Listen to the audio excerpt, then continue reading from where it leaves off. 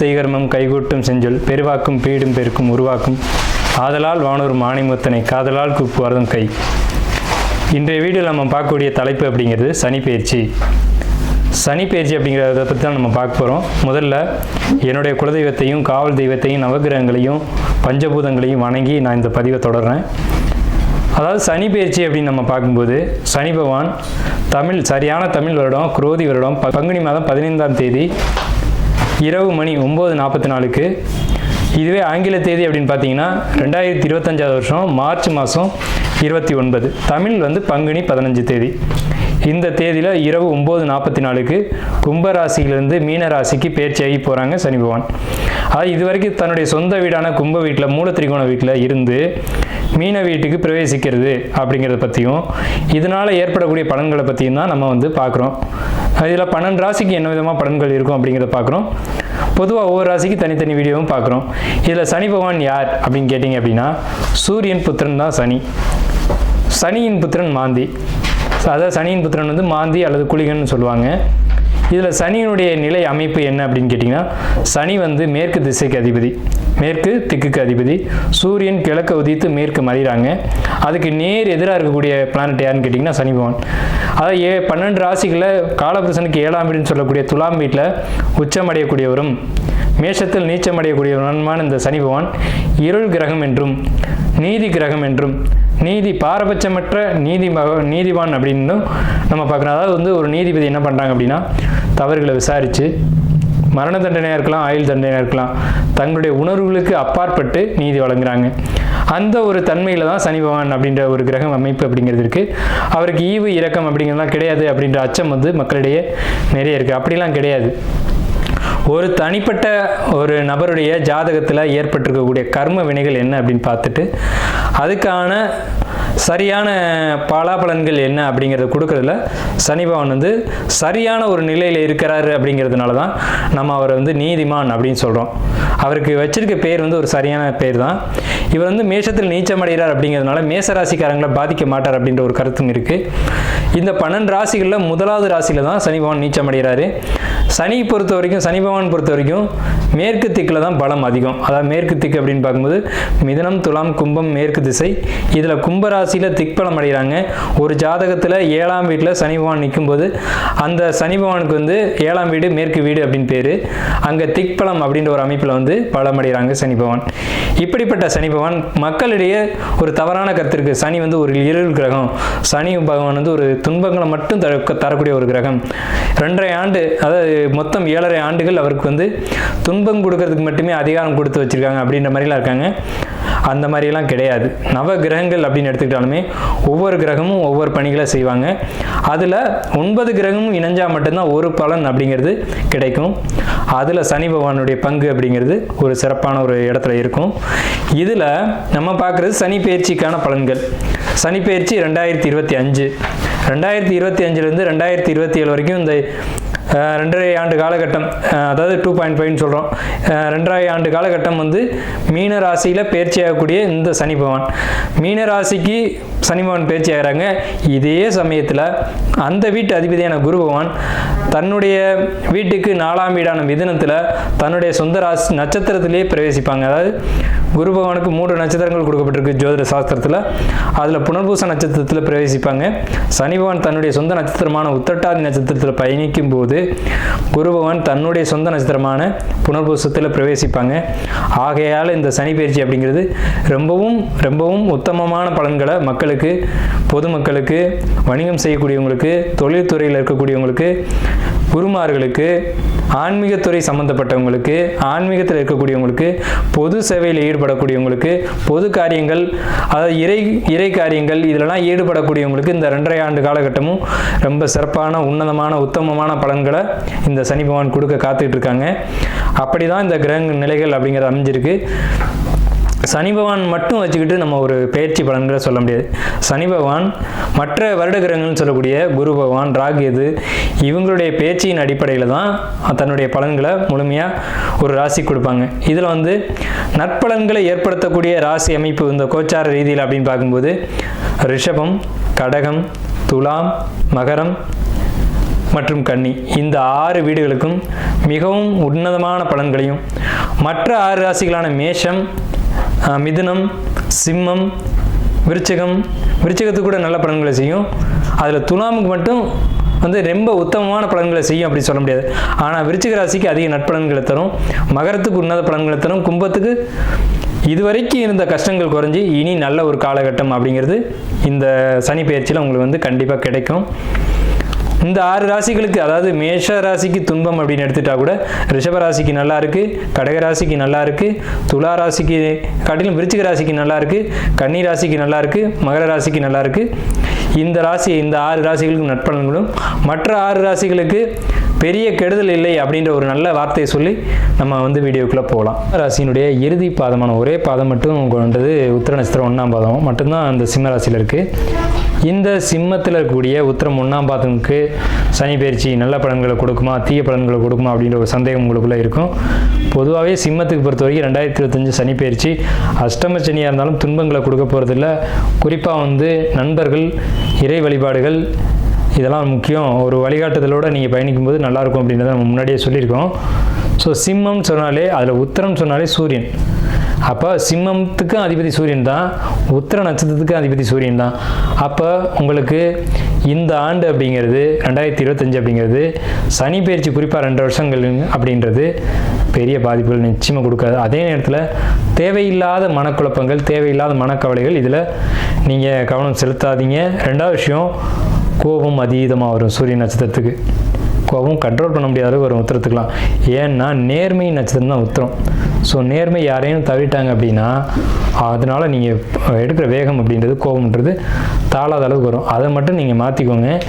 உலகம் பலவிதம், பலரும் பலவிதம், எல்லாம் அனுசரித்து தான் நம்ம வாழணும் அப்படின்ற ஒரு சிந்தனைக்குள்ளே நீங்கள் வந்துட்டிங்கன்னா வரப்போகிற கஷ்டங்களை நீங்கள் இப்போவே தடுத்துக்கலாம். அதாவது ஒரு ஜாதகத்தில் எழுதப்பட்ட விஷயத்தை நம்மளால் தடுக்க முடியாது, ஜோதிடர் ஆலோசனை மட்டும் கொடுக்கலாம். அந்த ஒரு வேலையை மட்டும்தான் நம்ம செய்கிறோம். சரிங்களா? கோபத்தை குறைங்க, நல்ல குணத்துக்கு வாங்க. எதிரியாக இருந்தாலும் வீட்டுக்குள்ளே அழைச்சி அவங்கள உபசரித்து என்னத்துக்காக வந்திருக்கீங்கன்னு கேளுங்க. அப்படி ஒரு விஷயத்த மட்டும் நீங்கள் செஞ்சு பாருங்கள், எந்த ஒரு தொந்தரவுகளும் உங்களுக்கு அணுகாது. எதிரியை கூட வீட்டுக்கு அழைச்சி உபசரித்து உணவு கொடுக்கணும் அப்படின்னு சொல்லியிருக்காங்க. நம்மளுடைய முன்னோர்கள் அப்படி தான் சொல்லியிருக்காங்க. எதிரின்னு பார்க்கக்கூடாது, அவரை கூப்பிட்டு உபசரித்து அப்புறம் என்ன இப்போ வந்தது அப்படின்னு கேட்கணும். அது உத்தரத்துக்கு ரொம்ப முக்கியம். உத்தரம் பொறுமையற்ற ஒரு நட்சத்திரம்.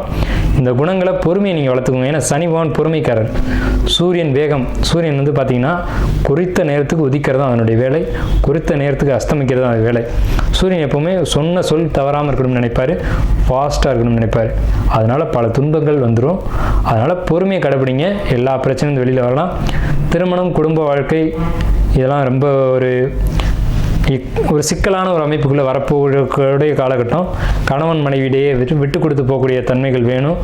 எதுவாக இருந்தாலும் ஓப்பனாக பேசணும். அதாவது மனைவிக்கிட்ட ஒரு பிரச்சனைனா உட்கார வச்சு என்ன பிரச்சனை ஏதுன்னு கேட்கணும். எப்போவுமே சிம்மத்தில், அதுவும் உத்தரத்துக்கு தான் பெரியவன் அப்படின்ற எண்ணம் இருக்கும், அந்த எண்ணத்தை விட்டுறணும் முக்கியமாக அந்த காலகட்டத்தில். ஸோ இதெல்லாம் மாற்றிக்கிட்டீங்க அப்படின்னா இந்த சிம்மம் உத்திரம் 2.5 ஆண்டு காலகட்டம் யோகமாக இருக்குன்றதுல மாற்று கருத்துக்கு இடமில்லை. ராசி 2025 சனி பயிற்சி பலன்கள். சிம்மம் அப்படிங்கிறது ஒரு ஆதிக்கம் செலுத்தக்கூடிய ராசி அப்படின்னு பேர். அதாவது சூரியன் இந்த வீட்டினுடைய அதிபதி. சூரியன் அப்படின்னா ராஜா, அரசன் அப்படின்னு அர்த்தம். அப்போ எந்த இடத்திலும் அரசனை போன்ற ஒரு குணம் அப்படிங்கிறது சிம்ம ராசிக்கு இருக்கும். ஒரு குழுவே இருக்குது அப்படின்னா அதில் தலைவனாக யார் இருப்பாங்க அப்படின்னு பார்த்தீங்கன்னா, யார் சிம்ம ராசி, சிம்ம லக்னத்தில், சிம்ம ராசியாக இருக்கலாம் அல்லது சிம்ம லக்னத்தில் ஒருத்தர் பிறந்தவங்க தான் அந்த குழுவுக்கு தலைவராக இருக்க முடியும். அப்போ தலைமை பண்புக்கு வரக்கூடியவங்க யாருன்னு கேட்டிங்க அப்படின்னா, ஒருத்தர் சிம்ம ராசிலேயோ அல்லது சிம்ம லக்னத்திலேயோ பிறந்திருக்கணும். இது பெரும்பாலும் 100க்கு 100% எடுத்துக்கிட்டா சிம்ம லக்னத்தில் பிறந்தவங்க முதன்மை தலைவனாக வந்துடுவாங்க. 2ஆம் பட்சத்தில் வரக்கூடியவங்க சிம்ம ராசிக்காரங்களாக இருப்பாங்க. அப்போ ஒரு தலைமை தாங்கக்கூடிய ஒரு தன்மை யாருக்கு இருக்கும் அப்படின்னா சிம்மத்துக்கு தான் இருக்கும். அப்போ தலைமையில் இருக்கக்கூடியவங்களுக்கு என்ன குணம் வேணும்னா பொறுமை நிறைய வேணும். ஆனால் சிம்மத்துக்கு பொறுமை பத்தாது, வேகம் அதிகம், கோபம் அதிகம், ஆற்றலும் அந்தளவுக்கு அதிகம். சிம்மத்துக்கு சோம்பல்தனமும் உண்டு. அது ஏன்னு கேட்டிங்கன்னா, சிம்ம ராசிக்காரங்க, சிம்மம் ஆண் சிங்கம் அப்படின்னு பேர். ஆண் சிங்கம் வேட்டைக்கு போகாது, உணவுகளை வேட்டையாடிட்டு பெண் சிங்கத்திட்டு திருடி சாப்பிட்டுட்டு தூங்கக்கூடிய ஒரு கேரக்டர் யாருக்கு உண்டுன்னா இந்த ஆண் சிங்கத்துக்கு உண்டு. ஆண் சிங்கம் அப்படிங்கிறது அரசாலும் அப்படி சொல்லுவாங்க. ராஜ்ய பதவிகளுக்கு உண்டான ராசினா சிம்ம ராசி. இந்த சிம்ம ராசிக்கு வரக்கூடிய குரோதி வருஷம் பங்குனி மாதம் 15ஆம் தேதி அன்னைக்கு இரவு 9:44 கும்ப ராசியிலேருந்து மீன ராசிக்கு பிரவேசிக்கக்கூடிய இந்த சனி பகவானுடைய பலன்கள் எப்படி இருக்கும் அப்படிங்கிறத நம்ம இந்த வீடியோவில் டீட்டெயில்டாக பார்க்குறோம். சிம்ம ராசிக்காரங்களுக்கு ஏற்கனவே ஒரு அச்சம், நம்ம ராசிக்கு 8ஆம் வீட்டுக்கு சனி வர்றாரு, என்ன கெடுதல் பண்ண போகிறாரு, அஷ்டம சனின்னு சொல்லுவாங்களே, இது பாதிப்பை ஏற்படுத்துமா அப்படின்ற ஒரு கவலைகள் அச்சம் உங்கள் மனசில் இருக்கும். அது தேவையில்லாதது அப்படின்னு நான் சொல்கிறேன். ஏன்னு கேட்டிங்கன்னா, ஒரு ஜாதகத்தை கோச்சார கிரகங்கள் ஆட்டி படைக்கின்றது உண்மைதான், இல்லைன்னு மறுக்க முடியாது. அதில் நம்ம குறிப்பாக கவனிக்க வேண்டிய விஷயம் என்னன்னு கேட்டிங்கன்னா, உங்களுடைய பிறப்பு ஜாதகம் மோசமாக இருக்கும் பட்சத்தில் தான் இந்த கோச்சார கிரகங்கள் வேலை செய்யும். குறிப்பாக பாதகாதிபதி, மாரகாதிபதி, அட்டமாதிபதி இவர்களுடைய திசையோ அல்லது புத்தியோ நடக்கக்கூடிய காலகட்டத்தில் இந்த மாதிரி அஷ்டமச்சனி வந்துச்சு அப்படின்னா சொல்லவே வேண்டியதில் 100% பிரச்சனைகளை ஏற்படுத்தும். நீங்கள் ஒன்று ஜெயிலையோ அல்லது மருத்துவமனையிலையோ அல்லது கடன் பிரச்சனையோ நீங்கள் சந்திப்பீங்கிறது உறுதி தான், அதை இல்லைன்னு நம்ம மறுக்கலை. ஆனால் உங்களுக்கு நல்ல தசாபுத்திகள், 5ஆம் இடத்து அதிபதியினுடைய திசை, 9ஆம் அதிபதியினுடைய திசை, இவர்கள் நல்ல நிலையில் இருந்து தசா புத்திகள் நடத்தும் பட்சத்தில் உங்களுக்கு எந்த ஒரு இடர்பாடுகளும் வராது அப்படிங்கிறதும் உண்மை.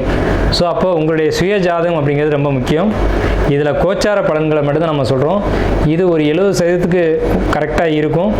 ஒரு 30% பலன்கள் மாறுபடுறதுக்கான காரணம் பிறப்பு ஜாதகம் தான் காரணம். அதனால் என்ன கேட்டுக்கிறோம் அப்படின்னம்னா, உங்களுடைய சுய ஜாதகத்தை உங்களுடைய ஆஸ்தான ஜோசியர்கள்ட்டையோ அல்லது எங்களை மாதிரி ஜோசியர்கள்ட்டையோ அணுகி ஒரு முறைக்கு இருமுறை உங்களுடைய பலனை தெளிவாக கணித்து தெரிஞ்சுக்கிட்டு, ரொம்ப கணிதங்கள்லாம் ஜோதிடத்தில் நிறைய உண்டு, தெளிவாக கணித்து பார்த்துக்கிட்டு நீங்கள் நடக்கிறது அப்படிங்கிறது ஒரு சிறந்த வழிகாட்டுதலாக இருக்கும் அப்படின்னு நம்ம கருதுகிறோம். இப்போ இதில் சிம்ம ராசிக்கு உண்டான கிரக நிலை அமைப்பை நம்ம முதல்ல சொல்லிடுவோம், அப்புறம் அதுக்கான பலன்களை சொல்லுவோம். சிம்ம ராசிக்கு 2ஆம் இடத்துல இது வரைக்கும் கேது பகவான் இருக்காங்க, 8ஆம் இடத்துல இது வரைக்கும் ராகு பகவான் இருக்காங்க. இதனால் என்ன நன்மை தீமை அப்படின்னு கேட்டிங்கன்னா, 8ஆம் இடம்ன்றது மறைமுக விஷயங்கள். இது வரைக்கும் உங்களுடைய தெய்வங்கள் உங்கள்கிட்ட இருந்த அமானுஷ சக்திகள் எல்லாம் இது வரைக்கும் வெளிப்படாமல் இருந்திருக்கும். ஆனால் இந்த காலகட்டங்களில் வெளிப்பட்டிருக்கும். நீங்கள் யார், உங்களுக்குள்ளே என்ன விஷயம் இருக்குது அப்படிங்கிற ஒரு உண்மையினுடைய வெளிப்பாடு அப்படிங்கிறது தான் 8ஆம் இடம். அது பிரபஞ்ச சக்தின்னு சொல்லுவாங்க இல்லைங்களா, அது உங்களை தொடும் அமைப்பு. சிம்மத்துக்கு அது இயல்பாக உண்டு. அந்த அமைப்பு உங்களுக்கு நம்ம யார் அப்படிங்கிறத சுட்டி காட்டக்கூடிய காலகட்டம் இது வரைக்கும். அது 8ல் ராகு இருந்த வரைக்கும். 8ல் ராகு இருந்தால் உண்மைகள் புலப்படும் அப்படின்னு அர்த்தம். எது உண்மை அப்படிங்கிறது புலப்பட்டிருக்கும்.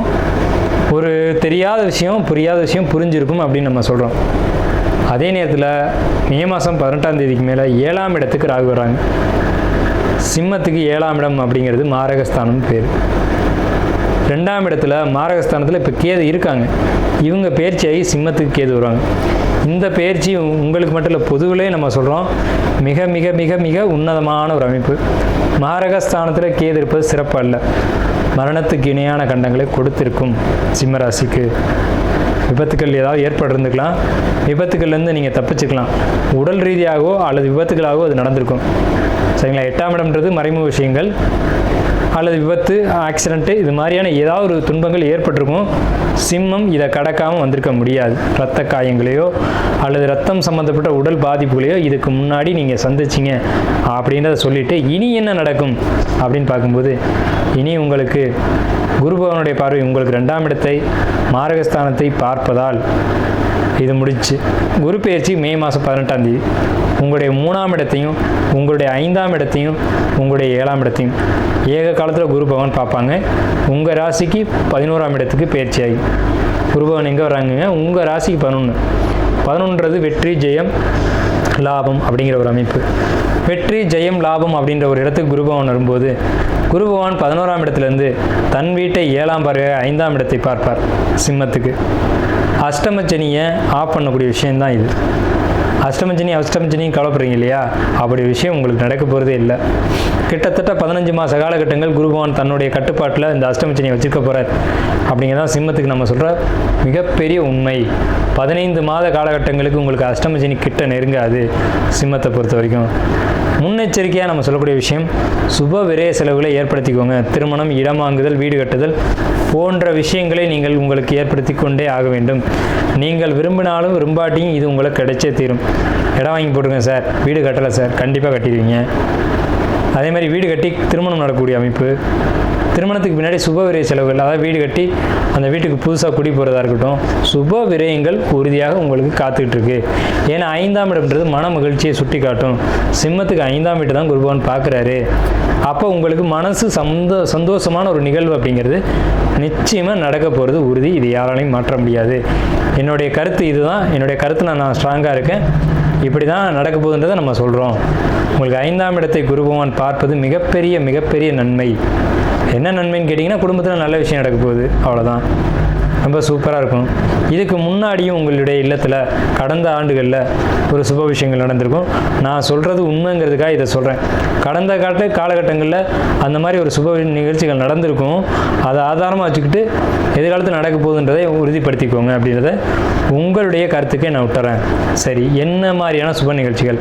குழந்தைங்க பெரியவன் செய்கிறதா இருக்கலாம், வீடு கட்டுறதா இருக்கலாம், பால் காய்ச்சறதா இருக்கலாம், வீடு குடி போகிறதா இருக்கலாம், புதிய வீடுகள் கட்டுவதாக இருக்கலாம், புதிய மனைகளை ஏற்படுத்துவதாக இருக்கலாம், இல்லை நமக்கு ஒரு சொத்து வர்றதா இருக்கலாம், அல்லது கட்டப்பட்ட புது வீடு வாங்கக்கூடிய யோகம். இந்த மாதிரியான யோக அமைப்புகள் உங்களுக்கு நிச்சயம் உண்டு. தனவரவு உண்டு. சகோதர வழியில் சப்போர்ட் உண்டு. சகோதரனுக்கு திருமணம் ஆகலைன்னு காத்திருந்தீங்கன்னா அவங்களுக்கு திருமணம் நடக்கும். சகோதரனுக்கு ஏதாவது ஒரு நல்ல காரியம் நினச்சிக்கிட்டு இருந்தீங்க அப்படின்னு நடக்கும். அது என் தம்பி சார் இப்போ வீடு கட்டணும்னு நினைக்கிறான் சார் அப்படின்னு நீங்கள் எதிர்பார்த்தீங்கன்னா கண்டிப்பாக வீடு கட்டக்கூடிய அமைப்பு அவருக்கு கொடுக்கும். உங்களுடைய கிரகம் அவருக்கு அந்த யோகத்தை கொடுக்கும். சரிங்களா? அதே மாதிரி அவருக்கு ஒரு நல்ல காரியம் நடக்கிறதா இருக்கலாம். என்னோடய தம்பி அல்லது என்னுடைய அண்ணன் குழந்தை இல்லாமல் இருக்காங்க அப்படின்னு நீங்கள் நினச்சிங்கன்னா உங்கள் குடும்பத்தில் இருக்கக்கூடிய அந்த உங்கள் குடும்ப உறுப்பினரான உங்கள் சகோதரத்துக்கு குழந்தை வாரிசு அப்படிங்கிறது ஏற்படும். அப்போ எனக்கு கிடைக்காதா சார் அப்படின்னு கேட்டிங்கன்னா, உங்களுக்கு இருந்தால் பிரச்சனை இல்லை, அடுத்த வாரிசு உங்களுக்கு கிடைக்கும். அல்லது உங்கள் குடும்பத்தில் இருக்கக்கூடிய அண்ணன், தம்பி, சித்தப்பா, இந்த உறவுகள் யாரேனும் முக்கியமான உறவுகளுக்கு அந்த மாதிரியான ஒரு பாக்கியமான ஒரு அமைப்பு உங்களுக்கு கிடைக்கும். இப்போ சொல்லக்கூடிய விஷயந்தான் ரொம்ப முக்கியமான விஷயம். உங்களுடைய குலதெய்வ வழிபாடு அப்படிங்கிறது இந்த ஆண்டு நிச்சயமாக நடக்கும். சனி தான் பழமையான தெய்வங்களுக்கு அதிகாரி. உங்களுடைய குலதெய்வம் அப்படிங்கிறது சனி பகவான் தான். சனி பகவான் வச்சு தான் குலதெய்வத்தை எடுக்கணும். நல்லா கேட்டுக்கோங்க. ஸோ சனி பகவான் உங்கள் ராசிக்கு 8ஆம் இடம் சொல்லக்கூடிய மறைவு ஸ்தானத்தில் பயிற்சி ஆகிறார். நிச்சயமாக உங்கள் குலதெய்வத்துக்கு வழிபாடு நடக்கும். எத்தனை ஆண்டுகள் வழிபாடு நின்றிருந்தாலும் சரி, எந்த சனி பயிற்சியில் தான் நடக்கும். நடந்துக்கு பின்னாடி உங்கள் வர்க்கத்தினுடைய வளர்ச்சி அப்படிங்கிறது மிகப்பெரிய அளவில் இருக்கும். அவங்கவுங்களுடைய குலதெய்வம், குடும்ப தெய்வம், இன தெய்வம் எப்படிங்கிறதெல்லாம் வழிபாடு செஞ்சுக்கணும். செய்யக்கூடிய அமைப்பு நீங்கள் முயற்சி பண்ணி தடையாக இருந்தாலும் இந்த காலகட்டங்களில் அது நல்லபடியாக நடக்கும் அப்படிங்கிறது உண்மை. அதுக்கான கோச்சார கிரக நிலைகளுடைய அமைப்பு சப்போர்ட் பண்ணுது. ஒருவேளை உங்களுடைய சுய ஜாதகம் அதுக்கு சப்போர்ட் பண்ணுமா அப்படின்னு தெரிஞ்சுக்கணும்னு நீங்கள் ஆசைப்பட்டீங்கன்னா தாராளமாக நீங்கள் நம்மளை கான்டாக்ட் பண்ணி அதுக்கான விஷயங்களை நீங்கள் தெரிஞ்சுக்கலாம். சரிங்களா? அடுத்து உங்களுக்கு வேறு என்ன அப்படின்னு கேட்டிங்கன்னா, உங்கள் ராசிக்கு 2ஆம் இடத்துல மாரகஸ்தானத்தில் இருந்த கேது பகவான் ராசிக்கு பேச்சு ஏறாங்க. அதாவது ராசி மேலே சந்திரன் மேலே கேது ஏறாங்க. சந்திரன் மனோகாரகன், கேது குழப்பத்துக்கான காரகன்.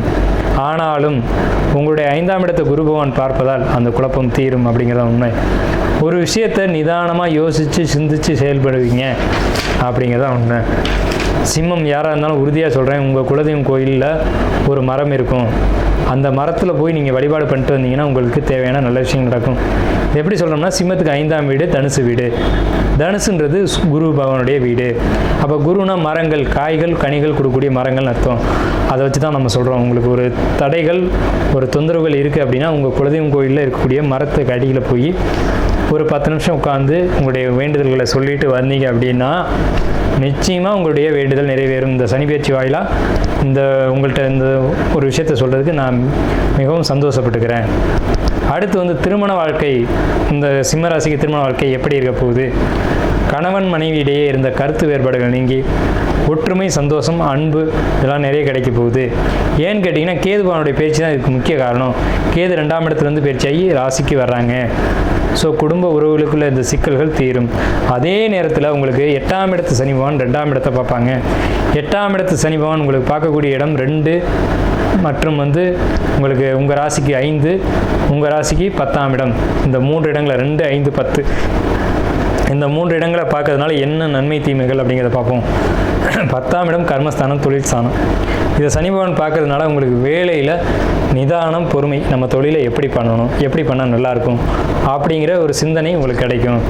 2ஆம் இடத்தை சனி பகவான் பார்க்கறதுனால வருமானத்தில் ஏற்பட்டக்கூடிய தடைகள், தாமதங்கள் நீங்கி வருமானத்துக்கு ஒரு நல்ல ஒரு கைடன்ஸு, உங்களுக்கு சப்போர்ட்டிவ் நண்பர்களுடைய ஆதரவு கிடைக்கும்.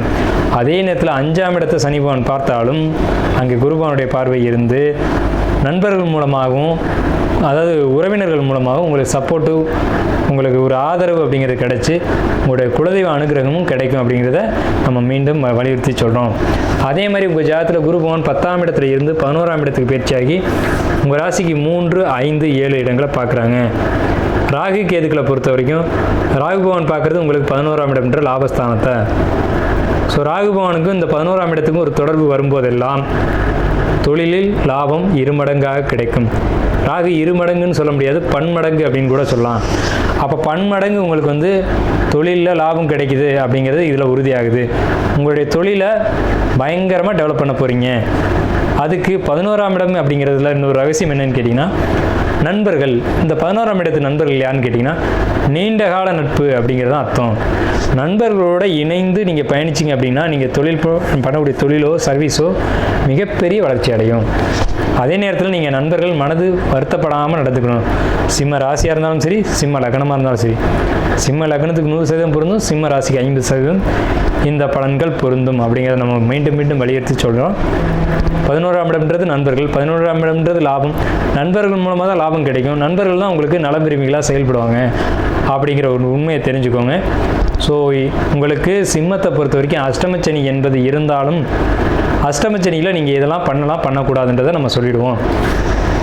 தேவையற்ற ஒரு விஷயங்களில் ஈடுபடணும். தேவையற்ற விஷயங்கள் அப்படிங்கிறது போதை பழக்கங்கள், லாகிரி வஸ்துக்கள், இந்த மாதிரியான விஷயங்களில் நீங்கள் கவனம் செலுத்தாமல் இருக்கிறது நல்லது. உணவு விஷயங்களில் கட்டுப்பாடோடு இருக்கிறது நல்லது. உடல்நலம் சார்ந்த விஷயங்களை எச்சரிக்கை எடுத்துக்கிறது நல்லது. இந்த 3 விஷயங்களையும் நீங்கள் ஃபாலோ பண்ணணும். நண்பர்கள் சப்போர்ட் உங்களுக்கு தேவை, நண்பர்களுடைய ஆதரவு தேவை, உறவினர்கள் குடும்பத்தினுடைய ஒரு ஆதரவு அப்படிங்கிறது தேவை. அதை கணவன் மனைவிக்கிட்டையும் மனைவி கணவன்கிட்டையும் சொல் பேச்சு கேட்டு நடந்துக்கணும். நான் தான் பெரியவன், எனக்கு தான் தெரியும் அப்படின்ற ஒரு எண்ணத்தை நீங்கள் விட்டுறணும். சிம்மராசிக்காரங்க இந்த எண்ணத்தை விட்டுட்டு கணவன் மனைவி சொல்கிறதையும் மனைவி கணவன் சொல்கிறதையும் கேட்டு நடந்தீங்க அப்படின்னா ரொம்ப சிறப்பான ஒரு விஷயம். இது பண்ணக்கூடிய விஷயங்கள். பண்ணக்கூடாத விஷயங்கள், முகமே தெரியாத ஒருத்தர் ஒரு விஷயத்த சொல்கிறாரு, சார் இந்த சீட்டு வாங்கினீங்கன்னா இவ்வளோ அமௌண்ட் வரும் சார், இது ஒரு MLM கம்பெனி சார், இதில் நீங்கள் இன்வெஸ்ட் பண்ணிங்கன்னா லாபம் பயங்கரமாக கிடைக்கும் சார். ஏன்னா 11ஆம் இடத்துல ராகு தொடர்பு, லாபத்தின் மீதான பேராசையை தூண்டி விடுவார். ஸோ அந்த மாதிரி தூண்டி விடுறாங்க அப்படின்னா யோசிக்கணும் 2 நிமிஷம். அதாவது ஒரு பணம் உழைப்பில்லாத வழியில் பன்மடங்காக வருது அப்படின்னா அது நமக்கு தேவையான்னு முதல்ல யோசிக்கணும். இவர் வழிகாட்டுறவர் முதல்ல சரியான நபரான்னு முதல்ல யோசிக்கணும். அப்போ காட்டுற பக்கம்லாம் நம்ம பயணிக்கக்கூடாது. உங்களுக்குன்னு ஒரு கைடன்ஸ் வச்சுக்கணும். அதுக்கு குறிப்பாக வந்து ஜோதிடர்களாக இருக்கிறது ரொம்ப நல்லது. எப்போதுமே ஒரு ஜோதிடரை அணுகி அவர் சொல்கிற பாதையில் பயணிச்சிங்க அப்படின்னா உங்கள் வாழ்க்கை மிகவும் சிறப்பாக இருக்குங்கிறத நான் கேட்டுக்கிறேன். ஏன்னா சிம்மத்துக்கு 5க்கும் 8 கூடியவன் குரு. 5ஆம் இடம் என்பது குருமார்களை குறிக்கும், 5ஆம் இடம் என்பது நண்பர்களை குறிக்கும், 5ஆம் இடம் என்பது ஜோதிடர்களை குறிக்கும். அதனால தான் நம்ம வலியுறுத்தி சொல்கிறோம், ஜோதிடர்களை அணுகி அவங்களே உங்கள் குலகுருவாக ஏற்றுக்கிட்டு நீங்கள் அவங்களோட பயணிச்சிங்க அப்படின்னா இது ரொம்ப சிறப்பான ஒரு அமைப்பு சிம்மத்துக்கு கொடுக்கும். சிம்மம் பெரும்பாலும் ஜோதிடர்களாக இருப்பாங்க. அறிஞ்சாலும் 1000 பேரை கேளுன்றது பழமொழி. ஸோ உங்களுக்கு தெரிஞ்சாலும் ஒருத்தருடைய கைடன்ஸில் நீங்கள் பயணிக்கிறது அப்படிங்கிறது ரொம்ப ஒரு சிறப்பான ஒரு அமைப்பு. பண்ணக்கூடாத விஷயங்களில் பேராசை, பெரும் லாபம், இந்த விஷயங்களை கவனம் செலுத்தாதீங்க. சிறுக சிறுக நம்ம சம்பாதிக்கலாம், தொழிலில் நம்ம பண்ண இன்வெஸ்ட்மெண்ட்டுக்கு ஏற்ற மாதிரி சம்பாதிக்கலாம் அப்படின்ற எண்ணத்துக்கு வாங்க. 2வது விஷயம், வாகனங்கள் எடுக்கும்போது உங்களுக்கு 4ஆம் வீடு செவ்வாயினுடைய வீடு. பெரும்பாலும் சிம்மம் புதிய வாகனங்கள் எடுக்கிறத தவிர்த்துக்கணும். 2ஆம் தரமான வாகனங்களை எடுத்துக்கிறது நல்லது. டாக்குமெண்ட் இல்லாத சொத்து, டாக்குமெண்ட் இல்லாத வாகனங்கள் இதை வாங்குறத தவிர்த்துக்கணும். ஏன்னா ஃபைன் கட்டக்கூடிய சூழ்நிலைகள் உருவாகலாம். அதே மாதிரி புதிய நபர்களுடைய நட்பு அப்படிங்கிறத கொஞ்சம் எச்சரிக்கையாக வச்சுக்கணும். தேவையில்லையான்றதை பார்த்துக்கணும். அதே மாதிரி பேராசைப்படக்கூடாது, ஜாமீன் கையெழுத்து போடக்கூடாது. பெண்கள் விஷயத்தில் ரொம்ப கண்ணியத்தோடு நடந்துக்கணும். பெண்கள்கிட்ட பேசுகிறதா இருக்கட்டும், பழகிறதா இருக்கட்டும் ரொம்ப கவனம் தேவை. இந்த மாதிரி விஷயங்களை நீங்கள் கடைப்பிடிச்சிங்க அப்படின்னாலே இந்த சிம்ம ராசிக்கு வரக்கூடிய இந்த அஷ்டமச்சனியானது உங்களுக்கு பாதிப்புகளை ஏற்படுத்தாது அப்படின்றது தான் உண்மை. ஸோ நீங்கள் இதை நினச்சி பயப்பட வேண்டிய அவசியம் இல்லை. உங்களுக்கு இந்த சனிப்பெயர்ச்சியானது 2025 வரக்கூடிய சனிப்பெயர்ச்சி 2.5 ஆண்டு காலகட்டம் 2027 வரைக்கும் உங்களுக்கு எந்த விதமான துன்பங்களையும் ஏற்படுத்தாது. அதே நேரத்தில் இறை வழிபாடுகளும், கோயில் ஆலய பிரவேசங்களும், ஆலயங்களை போய் வழிபடுறதும், குறிப்பாக சனி அப்படின்னாலே என்ன சொல்லுவாங்க அப்படின்னா அனுமன் வழிபாடு, அனுமனுக்கு வெண்ணெய் சாத்தி வழிபாடு பண்ணுறது, அனுமன் கோயிலுக்கு நெய் வாங்கி கொடுக்குறது, வெற்றிலை மாலை சாத்தி வழிபாடு பண்ணுறது அப்படிங்கிறது ரொம்ப ஒரு உன்னதமான பலன்களை கொடுக்கும். அதாவது அனுமன் ஏன் அனுமனை நம்ம வழிபடுறோம் அப்படிங்கிறது காரணம் ஒன்று இருக்குது. சனி பகவானுக்கு ஒரு பிரச்சனை ஏற்பட்டது. ராவணன் கதையில் வந்து ராவணனுக்கு மகன் பிறக்கிறான் இந்திரஜித். அப்போ அந்த இந்திரஜித்து சாகா வரத்தோடு இருக்கணும் அப்படின்னு சொல்லி ராவணன் சுக்கிராச்சாரியருடைய ஆலோசனையின் பேரில் கிரகங்கள் எல்லாத்தையும் மீன ராசியில் வச்சு கட்டுறாங்க. அப்படி கட்டும்போது சுக்கிர பகவான் சனிக்கு ஒரு கட்டளை இடுறார், நீ ஒரு காலை தூக்கிடு, அப்போ வந்து உன் கால் வந்து அடுத்த ராசியில் விழுகும், அப்போ கிரகங்கள் எல்லாம் ஒரு கோட்டில் இல்லாமல் வேறு ராசிக்கு போயிடும், அப்போ வந்து இந்திரஜித்துக்கு மரணம் வரும் அப்படின்னு சொல்லி சொல்கிறாங்க. ஆனால் இந்த ராவணனுக்கு ஆலோசனை கொடுத்ததும் சுக்கிரன் தான், அதே சனி பகவானுக்கு ஆலோசனை கொடுத்ததும் சுக்கிரன் தான். ஸோ அப்போ வந்து இந்த மாதிரி சுக்கிரனுடைய ஆலோசனை கேட்டு ராவணனுக்கு எதிராக நடந்ததுனால ராவணன் என்ன பண்ணுறான், எல்லா நவகிரகங்களையும் விட்டுட்டு சனி பகவானை மட்டும் கட்டி போட்டுறது. அப்படி கட்டி போடும்போது இலங்கைக்கு போய் திரும்பும்போது அனுமனுக்கு ஒரு அழுகுரல் கேட்குது. அது எங்கன்னு பார்க்கும்போது சனி பகவானை ராவணன் கட்டி வச்சுருக்கான். அந்த கட்டை அவுக்கிறார் அனுமன். ஸோ அப்போ வந்து அனுமன் ஒரு ஆக்கிருதி வாங்கிக்கிறாரு சனி பகவான்கிட்ட, என்னுடைய பக்தர்களை நீ எப்போதும் துன்புறுத்தக்கூடாது அப்படின்னு சொல்லி. ஸோ அதனால தான் இப்போவும் நம்ம சொல்கிறோம், சனி பகவானால் ஒரு துன்பம் வரப்போகுது அப்படின்னா நீங்கள் குருமார்களை காட்டிலும் அனுமனை வழிபாடு பண்ணுறது அப்படிங்கிறது நிச்சயமாக அந்த அஷ்டமச்சனி, ஏழரை சனி, கண்டகச்சனி, மாரகச்சனி இது போன்ற எந்த சனிகளும் உங்களுக்கு தொந்தரவுகள் செய்யாது அப்படிங்கிறதான் உண்மை. ஸோ அதனால் அனுமன் வழிபாடு எடுத்துக்கோங்க. அனுமன் ஆலயத்துக்கு அடிக்கடி போயிட்டு வாங்க. வெற்றிலை மாலைகள் போட்டு வழிபாடு பண்ணுங்கள். அனுமன் ஆலயத்துக்கு நெய் வாங்கி கொடுங்க, வெண்ணெய் வாங்கி கொடுங்க. ஏன்னா அனுமனுக்கு பிடிச்சது வெண்ணெய். ராமா அப்படின்னு சொன்னால் போதும், அனுமன் எங்கே இருந்தாலும் வருவார். ஸோ ராமஜெயம் அப்படின்ற வார்த்தைகளை அதிகமாக யூஸ் பண்ணுங்கள். ராமஜெயம் எழுதுங்க, ராமஜெயம் படிங்க, ராம சங்கீர்த்தனம் நீங்கள் இதிலெல்லாம் கலந்துக்கோங்க அல்லது கேளுங்க. குறைஞ்சபட்சமாவது சிம்மத்துக்கு எந்த ஒரு துன்பங்களும் நேராது என்று சொல்லி நம்ம நிறைவு செய்வோம். சிம்மத்துக்கு வாழ்த்துக்களை தெரிவிச்சுக்குவோம்.